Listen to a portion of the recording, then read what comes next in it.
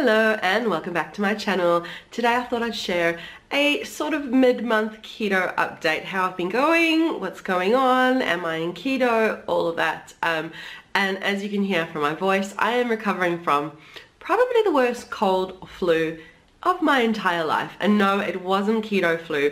All four of us in my family had it. We were literally bedbound and housebound for the entire past week, and yesterday was the first time we went out and about, and hopefully we'll go out again today as well. So that definitely had an impact on my keto journey. So this month I had committed to being keto for the month of February. Unfortunately, that hasn't quite happened, but I do plan on getting back on track, and I'll get to that in a minute. So I had 10 beautiful days of keto, and around the 10th, I woke up with the worst cold flu ever. I had zero appetite. I pretty much didn't eat for about a day or so, and I just felt awful. Of course, it crossed my mind it could be keto flu, but then it kind of went through the rest of the family, and they're not all on keto. So it's been going around.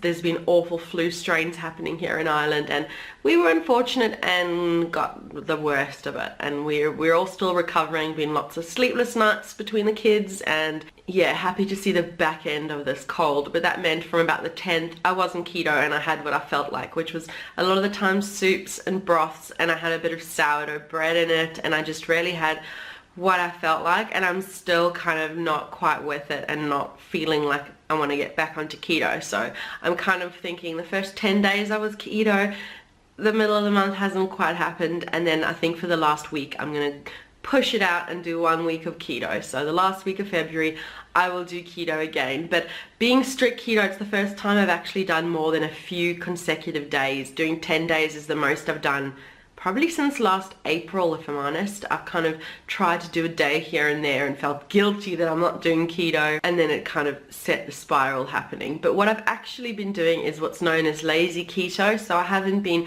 tracking my calories, my carbs. I've just been going for as absolutely low carb as possible, tested with keto strips, and yes, I was in keto.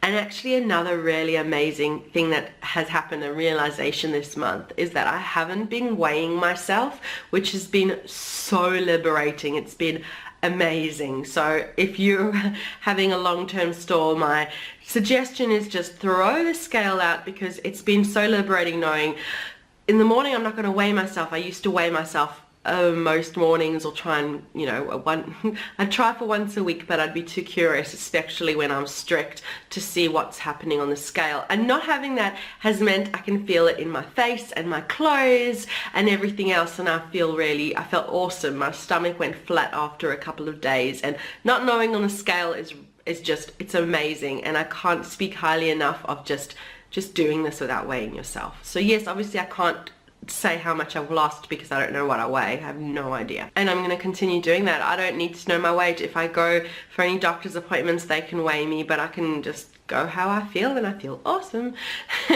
So yeah, this middle month part has just been a very interesting learning experience, and the final week of February I plan to do keto strict again. And yes, lazy keto, but yeah, lazy keto, not counting my macros or calories. I never do. In the very beginning of keto, I counted. I kind of know roughly what is included, and then I just go with it and do my own thing. I did try and track one of the days just out of interest. I have to be honest, those trackers are frustrating and annoying, because my products in Ireland are different to the products that are on these American ones, and that's also why I don't provide macros on my blog posts for my recipes, because I'm in Ireland, all my products are different, and if I put the products I'm using, they're going to be different to yours and your macros. So yeah, it just adds this level of stress that you don't need. So going as low carb as possible. I know, no sugar, no carbs, no pasta, no bread. You know, you take all of that out, and there's little veg, just getting some veg in every meal, and yep, that's kind of what I do. So anyway, yep, the month has been interesting, not quite as I planned, but it's definitely made me think in future though, I want to do 7-day keto, not a whole month.